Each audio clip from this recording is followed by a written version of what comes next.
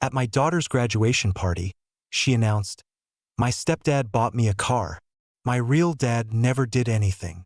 I smiled and left. The next morning, her college fund was empty and the gift car got repossessed. My ex-wife has been calling nonstop.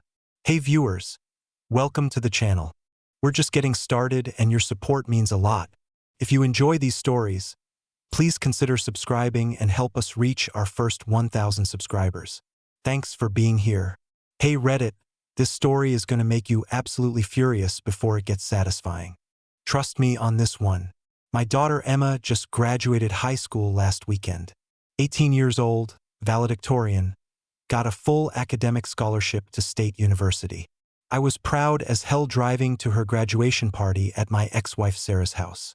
What I didn't expect was to get completely destroyed in front of 50 people by the kid I'd been supporting her entire life.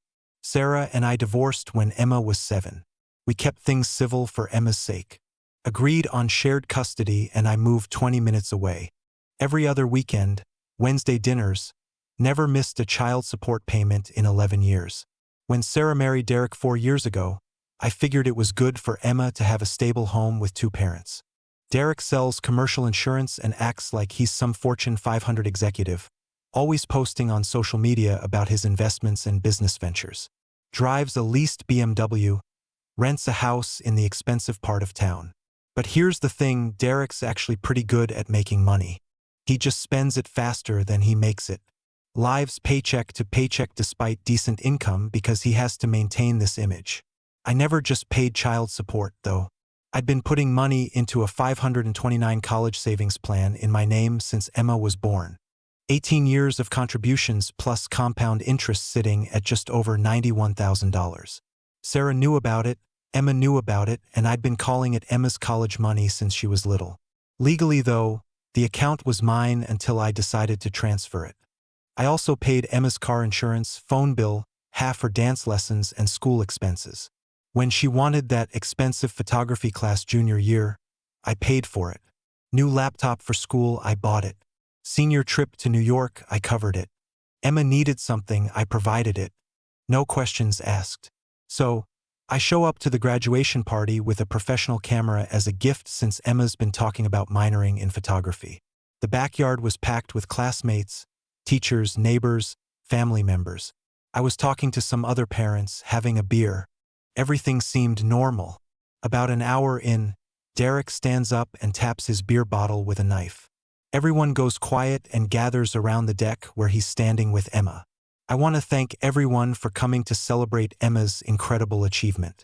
He starts, arm around Emma's shoulders. As her stepdad, I couldn't be more proud of the young woman she's become. He pulls out car keys and dangles them in the air. Emma, those keys belong to the brand new Honda Civic sitting in the driveway. It's yours, sweetheart. Emma screams and hugs Derek, jumping up and down. Everyone's clapping and cheering. I clapped, too. Even though I was annoyed Derek hadn't given me a heads up about such a big gift. But it was nice, and Emma deserved it. Then Emma grabs the microphone Derek had been using. "Thank you so much, Derek," she says, her voice carrying over the entire backyard. You know, growing up, I always wondered what it would feel like to have a dad who actually cared about me. I'm standing there starting to feel uncomfortable, but I figure she's just excited. Someone who would do things like this, she continues, holding up the keys. Someone who would make grand gestures and show me I mattered. Now I'm getting a bad feeling. Emma's looking right at me while she talks. "My stepdad bought me a car," she says, still staring at me.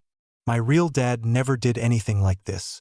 I guess now I know what it feels like to have someone who actually wants to invest in my future."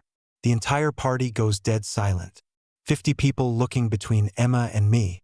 My cousin Jake looks like he wants to throw his beer at someone.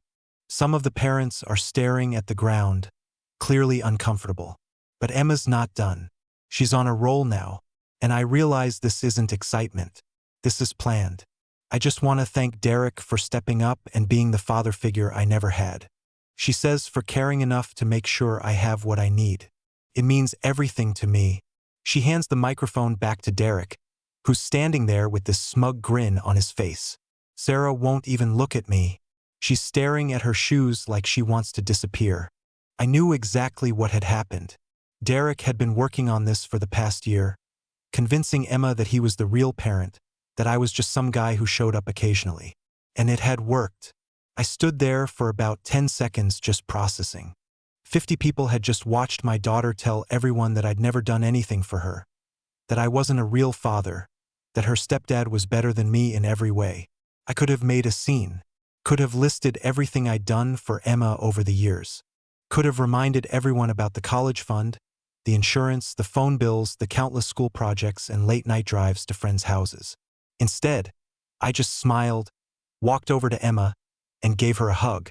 "Congratulations, sweetheart," I said. "I'm really proud of you." Then I walked out. No drama, no yelling, no confrontation. Got in my car and drove home. The whole drive back, I was thinking about what Emma had said, about Derek investing in her future, about him caring enough to make sure she had what she needed, about how I'd never done anything like that. When I got home, I sat down at my computer and started making calls. The college fund was a 529 plan in my name, which meant I had complete control over it. I'd always planned to use it for Emma's education, but legally it was my money to manage. I called my insurance company and scheduled Emma's removal from my auto policy for the end of the month. Called the phone company and set up her removal from my plan for the same date. If Derek was going to be her father figure, he could handle the day-to-day stuff too. Monday morning, I transferred the entire college fund balance into my personal investment account. $91,437. Then I did some research on Emma's new car because something felt off about Derek's grand gesture. After some digging, I found out the truth. Derek hadn't bought Emma a car. He'd co-signed for a loan where Emma was the primary borrower. The monthly payment was $340, and Emma had no job or income to cover it. Derek had apparently planned to make the payments temporarily until Emma got a part-time job, but the bank required proof of Emma's ability to eventually take over payments. As her father, I was listed as a financial reference on the loan application. Derek had used my income and financial stability as part of Emma's loan qualification without telling me. When the bank called to verify information as part of their routine follow-up, I told them the truth, that I wouldn't be providing any financial support for Emma's expenses going forward, and that Derek would be handling all of that now. The bank got nervous. An 18-year-old with no job, no credit history, and no family financial backing is a huge risk. They started asking Derek uncomfortable questions about his ability to make the payments long-term. Derek had apparently told them he could handle it temporarily, but when they pressed him for financial documentation, things got messy fast. His debt-to-income ratio was already maxed out from his lifestyle expenses. 2 weeks later, Emma's car was gone. The bank had demanded either full payment or return of the vehicle when Derek couldn't provide adequate financial backing for the loan. Sarah called me that afternoon, furious. Emma's car got repossessed. She said, "The bank is saying you told them you wouldn't support her financially anymore." "That's right," I said. "Emma made it very clear that Derek is her real father now. He's the one who invests in her future, who makes grand gestures, who actually cares about her. So, I figured it was time for him to take over all the responsibilities." "You're being ridiculous," Sarah said. "She's 18. She said something thoughtless in excitement." "Sarah, Emma didn't say those things in excitement. She planned them. She looked right at me and told 50 people that I'd never done anything for her, that Derek was the father I never was. So now Derek gets to be her father in every way that counts." The phone went quiet for a few seconds. "What about her college fund?" Sarah asked, her voice smaller now. "What about it? She's counting on that money for college expenses not covered by the scholarship. And Derek needs to provide it. He's her father now, remember?" Sarah hung up on me. The calls started coming in waves after that. Derek called me that evening and he was angry. "What did you tell the bank?" He demanded. "The truth," I said. "That Emma has a new father now and that father is responsible for her finances. I never said I was replacing you as her father." He said, "You didn't have to say it. You just had to let Emma say it while you stood there smiling and accepting all the credit." "Look, I can't afford that car payment long-term," he said. "I was hoping Emma would get a job and take it over. Then you shouldn't have co-signed for something you couldn't afford. What about the college fund? He asked. She needs that money. That's my money that I was planning to give to Emma. But Emma made it clear she doesn't think I've ever done anything for her. So why would I give her money? This is insane. Derek said, "You're punishing a kid for being grateful to her stepdad." "I'm not punishing anyone," I said. "I'm just letting you be the father Emma says she always wanted. You wanted the credit. Now you get the responsibility." Derek hung up on me. Emma called me the next day crying. "Dad, why did you take my college money?" she asked between sobs. "Emma, you're 18 years old. You stood up in front of everyone and told them that Derek was your real father, that he was the one who invested in your future, that I'd never done anything for you. But I didn't mean it like that." She said, "How did you mean it, Emma?" "Because you looked right at me when you said those things. You weren't talking to Derek. You weren't talking to your mom. You were talking to me. You wanted to make sure I heard every word. I was just excited about the car." She said, "The car that got repossessed because Derek couldn't actually afford it." Emma was quiet. "Emma, do you understand what happened? Derek made a grand gesture with money he didn't have, using my financial stability as backing for your loan, and then let you humiliate me in front of everyone. And now that there are real consequences, he can't step up." "I'm sorry," she said. "I didn't mean to hurt you. Emma, I've been hurt before. This isn't about my feelings. This is about you making a choice. You chose Derek as your father. Now you get to live with that choice. But what about college?" she asked. "What about it? Derek will figure it out. He's your father now." She hung up on me. Over the next week, things got interesting. Emma's friends started posting on social media about how unfair it all was, how I was a terrible father for abandoning my daughter. But my cousin Jake, who'd been at the party, posted the real story about how Emma had planned those words, how she'd looked right at me when she said them. Sarah called me Friday night. Emma's working double shifts at the restaurant where she got a summer job. She said she's trying to save money for college expenses. "Good for her," I said. "Sounds like she's learning responsibility." "Derek says he can help with some of the costs, but not all of it," Sarah said. "How much can he help with?" I asked. "He's thinking maybe he can cover her textbooks and supplies. So, the man who is going to invest in her future can cover maybe $2,000 in expenses. He's doing his best." Sarah said, "Sarah, I put away over $90,000 for Emma's future. Derek can maybe manage textbooks. Do you see the difference?" "She made a mistake," Sarah said. "And now she's learning that mistakes have consequences." Derek called me Saturday and his tone was completely different. Less angry, more desperate. "Look," he said, "maybe we can work something out. Emma's really struggling with this college money situation. Derek, you told everyone at that party that you were the one investing in Emma's future. You bought her a car to prove it. So invest in her future. I can't come up with $90,000.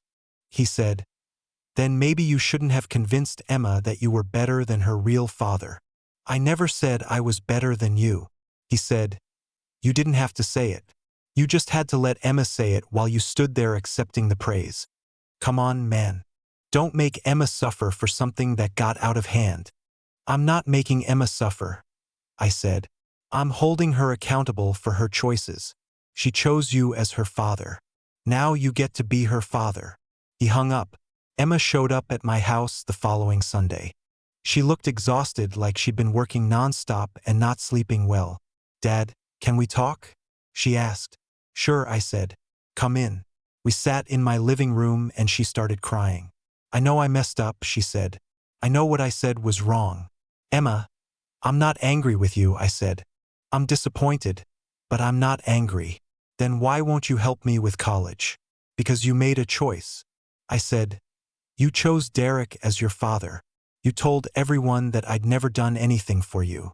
You can't have it both ways, Emma. You can't publicly reject me as your father and then privately expect me to keep paying for your life." "But I need help," she said, "and Derek needs to provide it." "He can't afford it," she said quietly. "Emma, let me ask you something.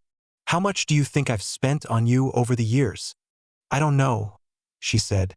Between child support, insurance, your phone, school expenses, activities, and the college fund, it's probably close to $200,000 over 18 years.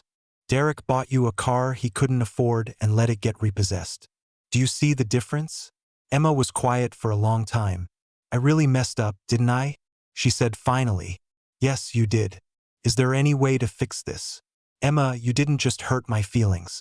You publicly humiliated me in front of family, friends, and neighbors. You told everyone that I'd never done anything for you. Do you have any idea how that felt? I'm sorry, she said. I know you are. But sorry doesn't undo what happened. Sorry doesn't change the fact that you let Derek manipulate you into turning against me. So what happens now? She asked. Now you figure out how to pay for college without my help. You wanted Derek to be your father, so Derek gets to handle your expenses. But he can't do what you did. She said, then maybe you should have thought about that before you decided I wasn't good enough to be your father. Emma left after that. She didn't argue or make a scene. She just left, looking defeated. It's been 3 weeks now, and the situation has evolved. Emma's working full-time at the restaurant and has applied for additional student loans to cover her living expenses. She's also applied for work-study programs at college to help with costs. Derek, meanwhile, has been conspicuously absent from the whole college funding conversation.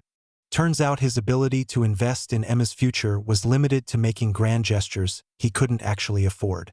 Sarah calls me every few days, usually to guilt me about Emma's situation.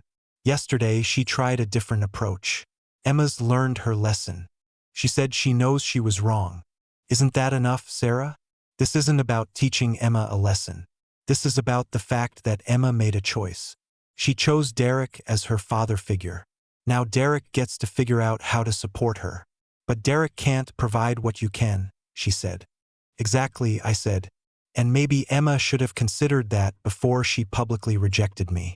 The truth is I do feel bad about Emma's situation. But I also recognize that she's 18 years old and made an adult decision to humiliate me publicly. Now she gets to live with the adult consequences of that decision.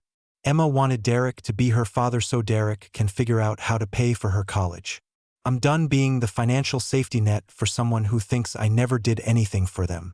I've got $91,000 that I was planning to give to someone who appreciated me. Now I'm thinking about that fishing boat I always wanted. Or maybe I'll just invest it and retire a little earlier. Either way, Emma made her choice at that graduation party. Now she gets to live with it,